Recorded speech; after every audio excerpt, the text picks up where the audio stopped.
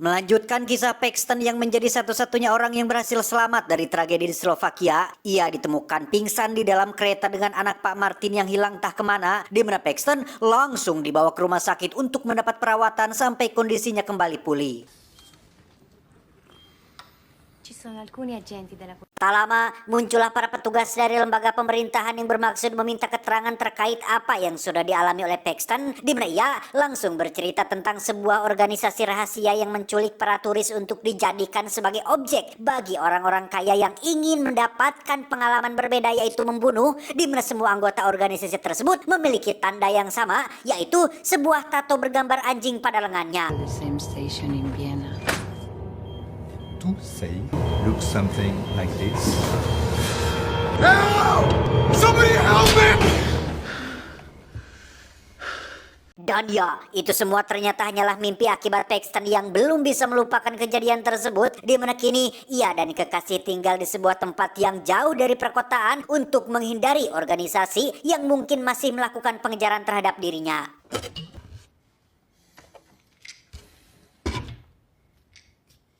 Keesokan paginya, si kekasih pun terbangun oleh tukang kebun yang sedang memotong pohon menggunakan gergaji mesin, di mana saat si kekasih turun ke bawah, alangkah terkejutnya ia saat melihat Paxton sudah maut dengan kondisi kepala yang sudah putus. Dan ya, si tukang kebun tersebut ternyata adalah utusan dari organisasi yang ditugaskan untuk menghabisi Paxton, di mana ia membawa kotak berisi potongan kepalanya untuk diserahkan kepada seorang pria tua yang merupakan bos atau pemilik dari organisasi rahasia tersebut. Dan inilah Hostel 2. Kisah akan berfokus pada anak orang kaya asal Amerika bernama Beth yang sedang kuliah di Roma, Italia, jurusan seni, di mana saat ini Beth sedang dalam kelas melukis yang kebetulan objek yang dilukisnya adalah seorang model bulucun alias tanpa busana bernama Alexi yang langsung memamerkan setiap lekukan tubuhnya di depan semua orang. Handle your pencils, boys. Selesai dengan kelas melukis, sahabat Karibet yang bernama Whitney pun mengajak liburan ke kota Praha yang lokasinya tidak terlalu jauh dari tempat mereka berada. Mendengar putrinya minta izin liburan, ayah Betty merupakan pria konglomerat pun bermaksud menyiapkan segala keperluan seperti pesawat, jet, hotel, dan segala macam fasilitas mewah. Namun Beth yang sejak awal tidak ingin terlalu menonjol pun langsung menolak tawaran ayahnya dan memilih untuk liburan dengan gaya menengah ke bawah.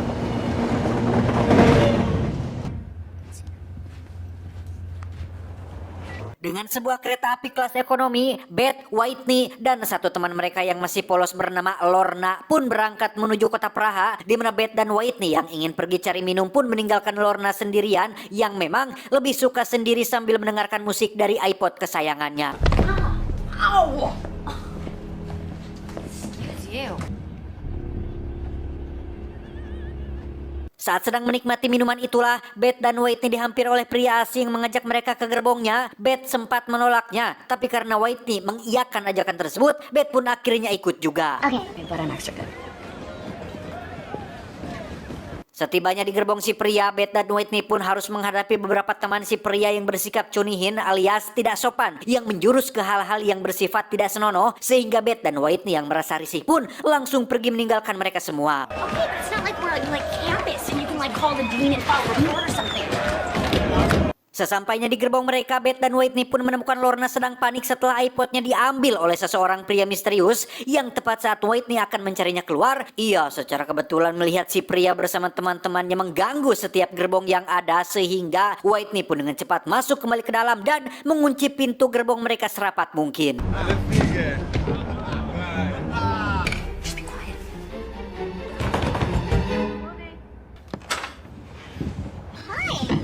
Dan ya, itu ternyata adalah Alexi yang berhasil membawa kembali iPod milik Lorna, di mana ia mengaku sedang akan pergi menuju sebuah negara bernama Slovakia dan mengajak mereka semua untuk ikut bersamanya jika ingin liburan yang keren dan menyenangkan. Nostrovia. Astrovia. Pada akhirnya BCS pun tidak jadi ke Praha melainkan ikut ke Slovakia bersama dengan si Alexi, di mana hostel atau penginapan yang mereka datangi ternyata adalah hostel yang sama dengan yang pernah Paxton dan kawan-kawan di film pertama kunjungi, pun sama dengan si resepsionis yang masih sama dengan yang muncul di cerita sebelumnya.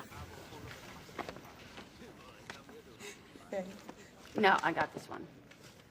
Setelah Beth dan kawan-kawan selesai check-in dan menyerahkan paspor mereka, si resepsionis mulai menunjukkan keanehannya saat pergi ke ruangan rahasia, di mana ia melakukan scanning terhadap paspor milik Beth dan kawan-kawan untuk dikirimkan kepada para klien dari organisasi rahasia, sehingga bisa disimpulkan bahwa sejak awal hostel ini memang dikelola oleh organisasi yang bertujuan untuk menampung dan menyiapkan para calon korbannya yang nantinya akan diculik satu persatu setelah berhasil terjual kepada beberapa klien yang meminatinya.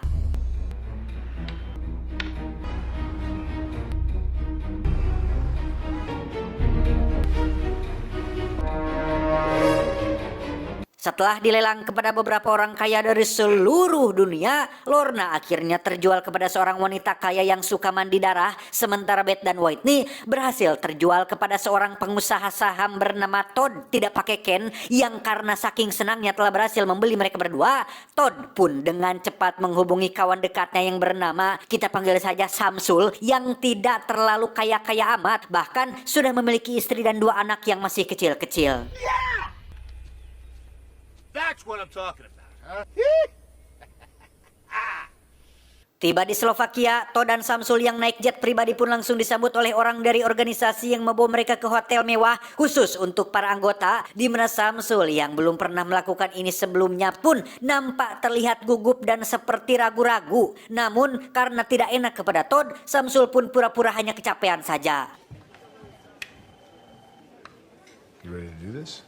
Karena ini adalah pertama kali juga untuk Todd, ia pun langsung mendapatkan tato anjing sebagai syarat keanggotaan, di mana saat giliran Samsul yang akan ditato, ia pun menolak melakukannya karena takut dimarahi istri, tetapi karena sudah terlanjur datang ke tempat ini dan Todd juga memintanya dengan agak sedikit memaksa, Samsul pun tidak memiliki pilihan lain selain harus melakukannya juga.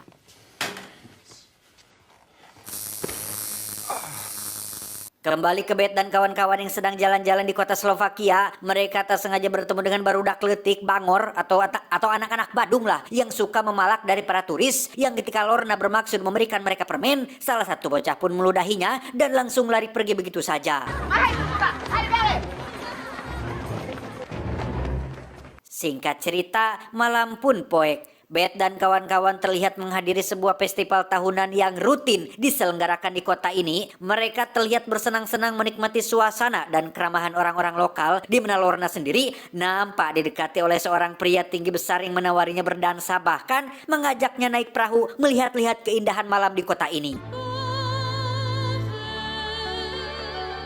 Tak ingin pergi tanpa bilang kepada yang lain, Lorna pun meminta izin kepada Beth untuk pergi bersama orang asing yang baru dikenalnya. Sempat dilarang untuk melakukannya, Lorna yang masih lugu dan mudah dipengaruhi pun tetap pergi bersama pria asing tersebut, sehingga Beth tidak bisa berbuat apa-apa.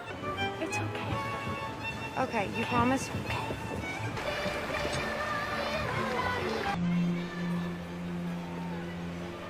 Tak lama, Beth pun dihampiri oleh seorang pemuda tampan asli Slovakia yang mengajaknya untuk dansa dan katanya ingin menyampaikan sebuah pesan yang sangat penting. Namun Beth yang menilai pemuda itu mencurigakan pun menolak ajakan tersebut, sehingga si resepsionis yang ikut dalam festival pun mencoba membantu Beth, barangkali merasa risih oleh pemuda lokal barusan. Here, take a drink. Tanpa mereka semua sadari, Todd dan Samsul terlihat berada di festival tersebut sedang mengamati para calon korban yang akan mereka habisi, yang karena Samsul penasaran dengan latar belakang dari korbannya, ia pun memutuskan untuk menghampiri Beth dan sempat mengobrol sebentar dengannya.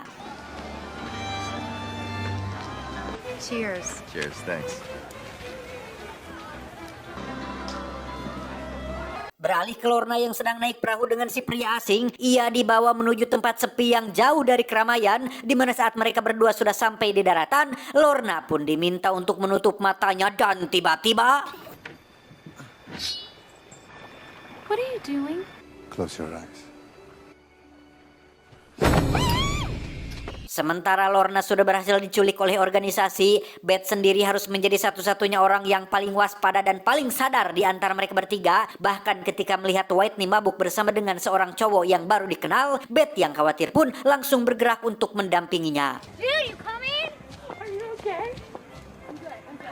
Tiba di depan kamar hostelnya, Beth yang tak ingin kawannya dimanfaatkan pun mengusir cowok itu dari sana. Tepat saat Beta sengaja melihat dua pria mencurigakan yang sedang membereskan barang-barang di salah satu kamar tamu. Tepat di saat bersamaan, Lorna terlihat sudah berada di sebuah tempat menyeramkan dengan posisi digantung terbalik, di mana seorang wanita yang sudah membelinya pun muncul di sana untuk menikmati produk yang sudah dibayarnya dengan harga mahal. Yang seperti sudah saya sempat jelaskan di awal, wanita kaya ini punya hobi aneh, yaitu mandi getih. Sehingga dengan pedang tajam dari abad ke-17, wanita kaya ini pun langsung menghantamkan pedangnya dan...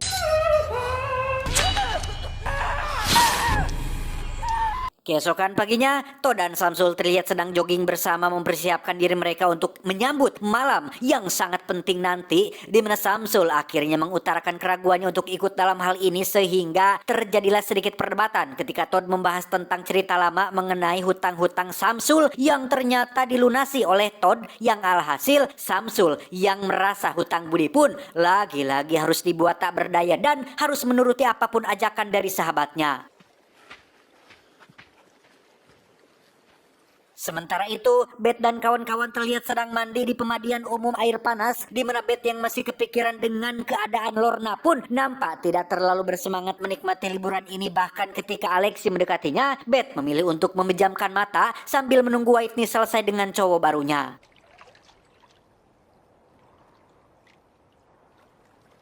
Dan ya, ketika siuman, suasana di pemandian umum tiba-tiba sudah sepi tanpa ada satu orang pun yang terlihat, di mana Beth harus dihadapkan oleh beberapa orang dari organisasi yang bermaksud untuk menangkapnya.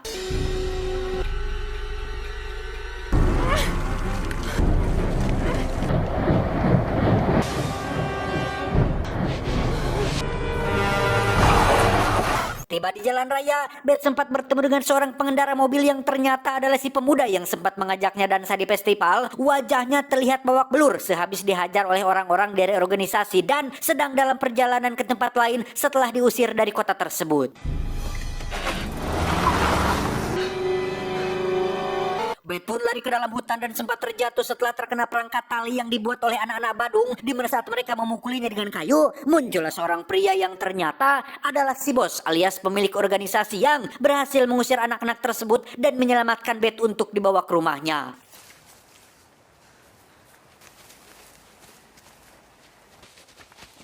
Disinilah Beth sekarang di rumah sang ketua organisasi paling biadab sedunia, di mana Alexi mengaku sebagai anak dari bos yang padahal ia hanyalah seorang karyawan biasa yang memiliki tugas untuk mencari dan menandai para calon korban yang layak untuk dilelang kepada para klien.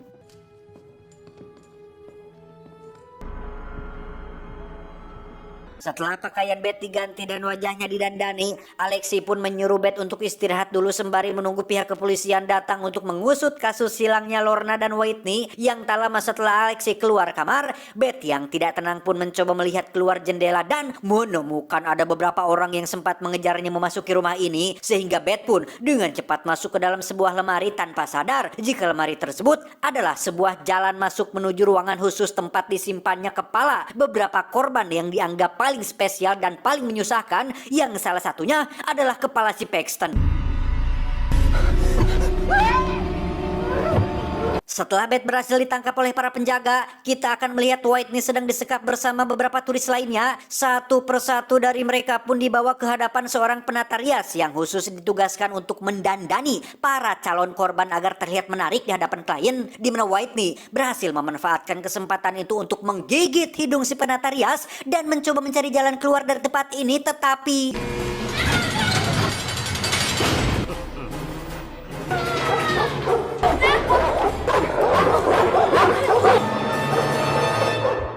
Setelah Beth dan Whitney sudah siap, organisasi pun langsung menghubungi Todd dan Samsul untuk segera datang ke markas. Melihat wajah Samsul yang masih ragu-ragu, Todd pun mencoba meyakinkannya dengan menjelaskan bahwa setiap orang butuh self-reward atau menghadiahi diri sendiri, yang salah satu caranya adalah dengan melakukan sesuatu yang belum pernah mereka lakukan sebelumnya. We're the normal ones.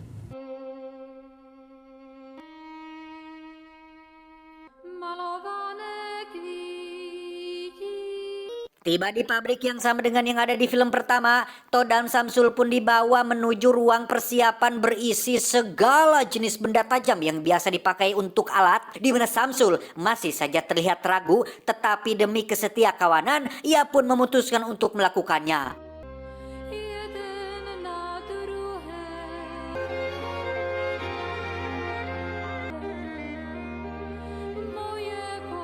Tiba di lantai dasar, Todd dan Samsul akhirnya bersiap untuk melakukannya di kamar yang berbeda dengan Todd yang memilih Whitney sebagai objek korbannya. Sejak awal, Todd memang terlihat paling bersemangat dan paling tidak sabaran menunggu momen ini, sehingga tak heran jika saat ini ia nampak sangat kegirangan melihat wajah Whitney yang ketakutan. Namun tiba-tiba, mesin gurindanya mati akibat kabelnya yang lepas dari colokan sehingga membuat rambut Whitney nyangkut dan kulitnya mengkelupas, yang pada akhirnya Todd menunjukkan sifat asli dalam dirinya yang sebenarnya adalah pria bermental lemah yang takut melihat darah dan sok-sokan bersikap brutal agar dianggap kuat oleh orang lain.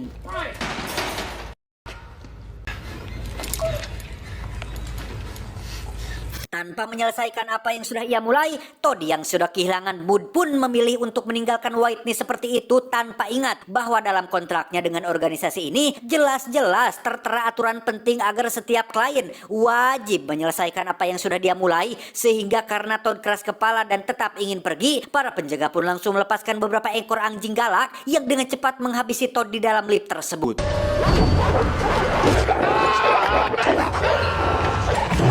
Beralih ke Samsul yang terlihat baru memasuki kamarnya. Meski ia sudah tahu bahwa calon korbannya adalah Beth, namun Samsul tetap terkejut melihat sosok yang harus ia habisi adalah wanita yang sempat ia ajak ngobrol ketika di festival, di mana Samsul yang kasihan pun langsung membuka ikatan mulut dan tangannya serta meminta Beth untuk tetap tenang agar para penjaga tidak mendengar suara mereka berdua.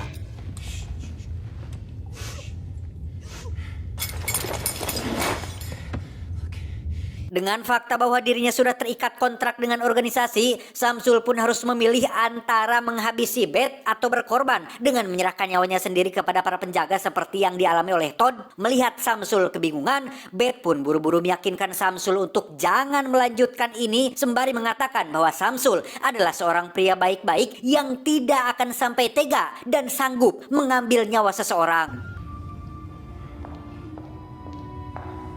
Disitulah letak kesalahan Beth saat ia tak sengaja mengucapkan kata sanggup dan tega, seolah merendahkan dan menganggap Samsul lemah yang tidak akan sanggup melawan, sehingga hal itu mengingatkan Samsul akan perlakuan Todd sahabatnya yang sering mengungkit-ungkit perihal utang budinya di masa lalu, termasuk sering menganggapnya Samsul lemah yang harus menurut setiap perkataannya, yang alhasil Samsul yang tadinya enggan melanjutkan pun kini berubah pikiran dan langsung memukul Beth dari kepala belakangnya. Samsul yang di awal seperti orang baik pun kini berubah menjadi sosok seperti psikopat yang kembali mengikat Beth pada kursinya. Yang tak setelah itu, ia pun diberitahu oleh para penjaga tentang Todd sahabatnya yang sudah maut akibat melanggar kontrak yang sudah disepakati. See what she did to my friend. Sejenak kita beralih dulu ke Whitney yang diobati agar bisa dijual kembali, di mana asisten si bos pun mencoba menawarkannya ke satu pelanggan yang kebetulan sedang sibuk bermain dengan seorang pemuda yang jadi cowok barunya si Whitney, yang karena klien itu menolak, asisten si bos pun menemui klien lain yaitu Samsul yang tanpa pikir panjang langsung bersedia membeli sahabat Beth tersebut. Hanya butuh waktu kurang dari 1 menit saja untuk Samsul menghabisi Whitney. Dengan fakta bahwa dirinya tidak akan pernah bisa lolos, Beth pun mulai menjalankan alternatif kedua, yaitu memanfaatkan congornya untuk menggoda Samsul, memujinya sebagai pria jantanan kuat yang bisa memuaskan setiap wanita, sehingga Samsul yang merasa tertantang pun kembali melepaskan ikatan Beth dengan maksud untuk menggadabahnya, tanpa sadar jika momen itu Beth manfaatkan untuk membalikan keadaan dan...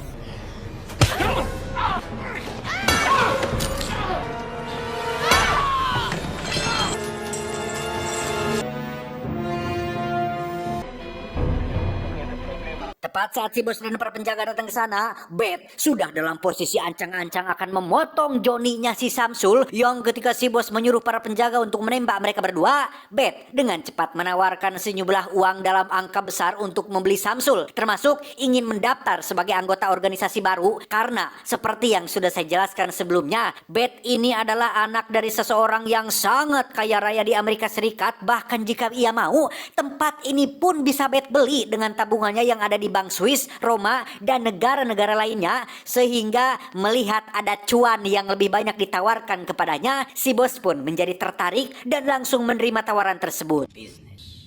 I'll pay more. No, there's a second mortgage on your house.